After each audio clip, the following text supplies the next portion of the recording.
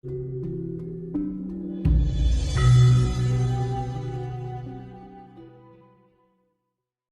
semua kitab-kitab di dunia ini bersumber dari kitab orang Jawa? Kelihatannya iya, saya pakai kelihatannya karena tidak ada data tertulis ya, tidak ada data tertulis.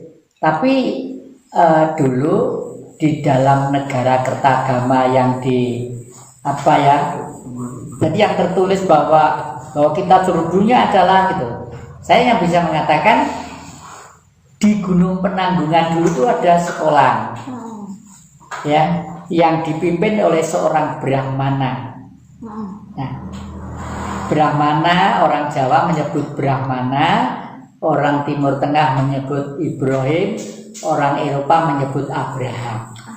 Setelah bumi ini kosong, baru bencana besar tadi itu, pasca tenggelamnya Atlantik, barulah seorang Brahmana tadi itu nyebar siswa-siswanya ke seluruh dunia, Ada yang ke Eropa, ada yang ke utara, ada yang ke seluruh dunia. Jadi inilah sedikit mempunyai keyakinan ya, karena belum diiyakan oleh ilmu pengetahuan ya, bahwa semua ilmu pengetahuan itu bersumber dari sini. Kalau sedikit pengen membuktikan, sekarang misalnya istilah Eropa tentang Tuhan itu God ya, ditulis G-O-D. Go itu sinar, O itu luhur, jujur, suci. Karena titik lurus dalam rentang empet-empet yang sama akan berbentuk nol. Karena hidup hukumnya mesti plus, straight, minus. Plus itu angkasa, minus itu bumi. Yin yang minus itu bumi. Makanya bumi itu ada api 9 Ju, tugasnya adalah untuk menjaga kehidupan, ojo ngantek ngawang. Kalau nggak ada mama itu meja itu harus ngawang kabeh, natap awake dhewe. Ya. Hebat hukum Tuhan itu ya. Kalau kitab Wedatama ya? Wedatama itu salah satu kitab yang diyakini oleh salah seorang dalam satu keluarga kerajaan pada waktu itu merupakan satu fondamen untuk karakter manusia itu adalah satria tadi itu. Dari kata Tama ya, satria. Kamu berarti dari Jawa juga ya? Iya, betul. Ini pertanyaan selanjutnya yang paling banyak ditanyakan sama teman-teman.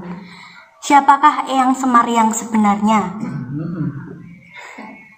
Eyang Semar yang sebenarnya, karena saya tidak mengikuti kelahirannya ya, enggak kurun waktunya. Nah, disinilah saya mempunyai keyakinan bahwa Sang Maha Sempurna, istilah saya, pada waktu dirinya mewujud di bumi menjadi manusia, lengkap dengan tanah yang sudah dijanjikan dan jenis semar yang akan menghuninya. Misalnya, kalau kita di Indonesia ini, semarnya siapa? Yang sering kita sebut Bodro Noyo. Semarnya orang Cina tadi Julaihut. Semarnya orang Aborigin siapa ya? Orang Afrika siapa, Eropa siapa, tapi semua itu ada. Artinya pada waktu manusia sudah berada di bumi ini, sudah disiapkan lahan. Nah, inilah si Jawa mempunyai kidung yang bunyinya engkau kuciptakan berlainan untuk saling kenal. Nah, pada hakikatnya kita itu saudara. Makanya Pancasila mengajarkan kita seperti itu. 1, ketuhanan yang Maha Esa. Ini yang Pancasila yang benar loh ya. 2, kebangsaan. 3, kemanusiaan. 4, kerakyatan. 5, keadilan sosial. Kenapa ketuhanan yang Maha Esa dulu? Karena kita diciptakan olehnya. Ketuhanan yang Maha Esa. Yang kedua apa tadi? Aduh, ini apa? 16 ada. Kebangsaan. Iya. Jadi apa? Ya. Ya, ya njaluk anu mohon maaf ya. Takoni anune terus iku apa ana seakan-akan apa kaya seakan-akan ndasarane dhewe-dhewe ya. Persoalane ngene. Jadi ana 5 mau. Silahe mung 5, ora kok mung sitok tok. Nah, 5 iki sing kene pamane iki didekek ndi? Iki didekek ngene apa ning saiki Indonesia iki pamane. Iki pamane saiki disebut disebut Indonesia Barat, terus iki Indonesia Timur, iki Indonesia Belakang, ngono pamane. Jadi 5 kelompok itu tetap mempunyai cara kehidupan dewi-dewi. Itu. Apa meneh? Berarti intinya untuk yang Semar ini dari mana-mana itu namanya beda-beda ya? Apa orangnya cuma satu? Beda-beda. Jadi yang Semar itu mempunyai kewajiban untuk menjaga ekosistem dan kehidupan yang ada di sekarang disebut Indonesia itu. Peran pentingnya yang Semar ini di tangan Jawa sendiri? Yang Semar sendiri itu sebagai guru yang harus diteladani, yang harus meneladani para manusia-manusia yang selanjutnya menjadi satria. Itu makanya dewa pun masih kalah dengan yang Semar. Karena kalau dewa di Kahyangan, di alam sana itu sebenarnya adiknya yang Semar. Nah, tugasnya apa?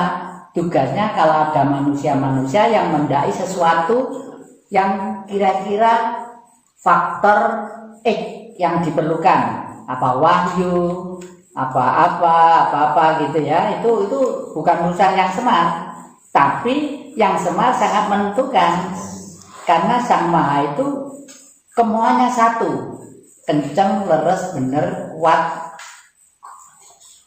benang merahnya itu jelas gitu sebagai manusia. Eyang mohon dijelaskan tentang Cupu Mane Astagina jika dikaitkan dengan kehidupan manusia. Ya, Cupu Mane Astagina. Jadi Cupu Mane itu yang memilih itu adalah Puntadewa yang membawa. Puntadewa itu saudara barepnya orang Pandawa. Pandawa itu bukan saudara 5 dari kandung itu. Di wayang memang seperti itu. Tapi sebenarnya gambaran diulang. Puntadewa digambarkan sebagai raja, anak barep. Artinya apa? Kalau besok zaman sudah rame, penduduknya sudah jutaan orang segala macam, bagaimanapun kalau mencari seorang pemimpin, carilah pemimpin yang sudah tua pengalamannya, tua ilmunya, dan tua konsepsinya. Tua ilmunya itu apa? Ya udah, namanya Indonesia itu Sabang sampai Merauke harus bisa ngomong. Wong Dayak itu kesenangannya apa, orang Papua kesenangannya apa, orang Aceh kesenangannya apa. Lain-lain warna, tabiat, perilaku, tapi satu. Oleh karena itu pemimpin supaya wibawa, tidak materialistis. Puntadewa digambarkan kakinya tidak menginjak ke bumi, pakaiannya tidak seperti kakek ini, pakai ini, pakai enggak, sederhana banget gitu. Nah, pusakanya apa? Jamus Kalimosodo. Jamus Kalimosodo itu surat itu aja. Artinya apa? Ilmu kepengetahuan yang paripurna di seluruh dunia. Oleh karena itu Jamus Kalimosodo itu selalu dibawa beliau. Tapi suatu saat kalau sudah perang Bratayuda, Jamus Kalimosodo itu dipakai senjata. Jadi kalau musuh ditungi di atasnya kepala kiri, udah lumpuh. Bukan kok ini kertas lalu gedung lumpuh, enggak. Artinya apa? Semua ilmu pengetahuan di dunia yang dilahirkan oleh nafsu yang tidak manusiawi harus kalah dengan kepentingan yang manusiawi. Misalnya, kapitalisme adalah dari kata kapital.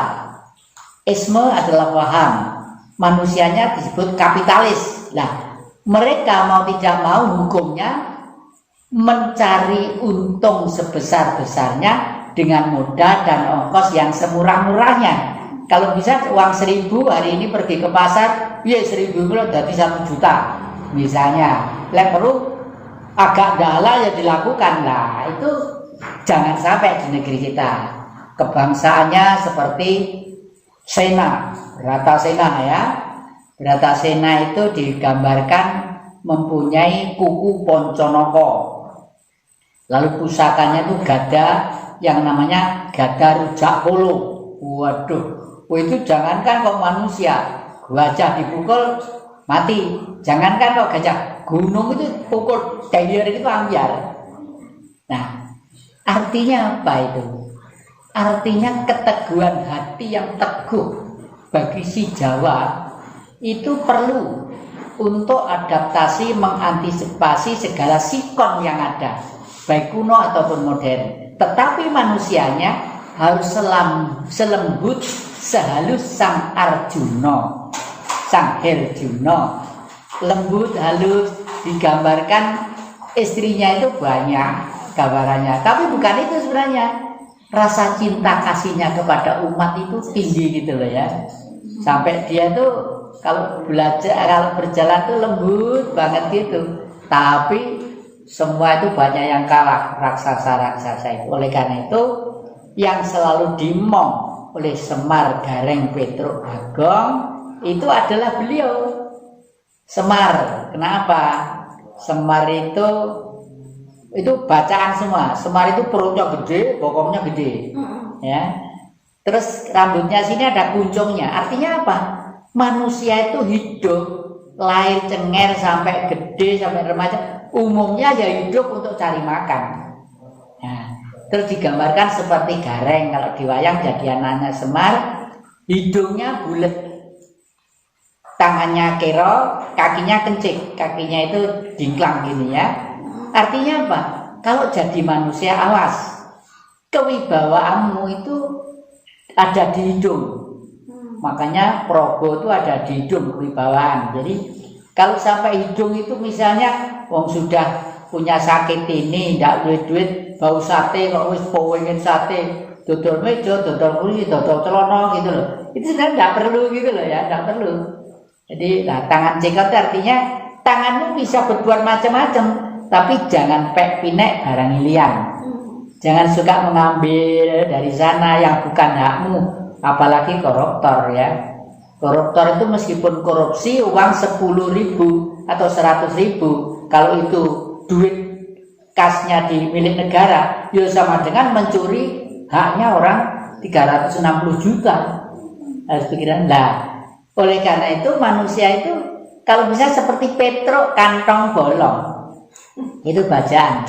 Petruk itu lehernya itu dawa ya, hidungnya tinggi, aduh gulu menjingi ini mentol gitu, dan tangannya selalu duting gitu loh. Tangannya duting. Itu sindiran juga. Manusia itu sebenarnya kunci kewibawaannya ada di hidung ya. Bernapas, kalau hidung masih bisa bernapas dengan baik teratur, mungkin tubuh itu segar lah. Tangannya duting. Jangan suka duting punyanya orang, tapi yang 4 itu gegem miliki. Nah, ini sindiran, ya. Sindiran juga. Lah kalau Bagong itu Tibogong. Bagong itu sebenarnya yang lama-lama tidak ada. Setelah masuk ke era Mataram baru itu ada peranan yang namanya Bagong, ya. Bagong itu dari kata Tibogong. Manusia itu kalau bisa selalulah kalau bertemu dengan kawan-kawan yang lain selalu gembira, selalu punya terakhir dengan kegembiraan gitu. Apalagi ini ada kata-kata yang paling populer yang bunyinya begini: carilah aku di dalam aku berada di dalam aku. Itu maksudnya bagaimana? Ya, misalnya bapak ini namanya Jati. Setelah di dalam Jati ada ingsun. Kalau ingsun masih benda ya. Jati masih benda, daging, kulit, darah, tulang ya. Setelah itu ada ingsun. Kalau sudah ingsun adalah getaran batin dalam. Tapi setelah ingsun ada lagi guru sejati tadi itu. Guru sejati itu. Terus kenapa alasan doa tidak terkabul itu bagaimana? Doa tidak terkabul itu ada sebabnya. Satu, tidak percaya bahwa kita itu adalah orang yang terdalam, tertinggi perasaannya. Padahal doa itu sebenarnya yang membuat terkabul itu perasaannya tadi itu. Yakin enggaknya? Yakin ya, yakin lalu bahwa kita ini adalah orang yang tertinggi peradabannya. Misalnya begini, bagi bangsa Indonesia itu memang lebih baik berdoa dengan bahasa Indonesia daripada bahasa yang lainnya, dan akan lebih baik, lebih dalam lagi nanti kalau bisa berdoa dengan bahasa Jawa, khususnya bagi orang Jawa ya. Kalau Batak nggak mungkin, Irian mungkin nggak mungkin, tapi mereka Batak, Irian dan sebagainya pakai bahasa Indonesia aja lah ya. Kenapa begitu? Jepang pakai bahasa Jepang, Cina pakai bahasa Cina, dan sebagainya. Loh, mereka kok sukses hidupnya sebagai negara.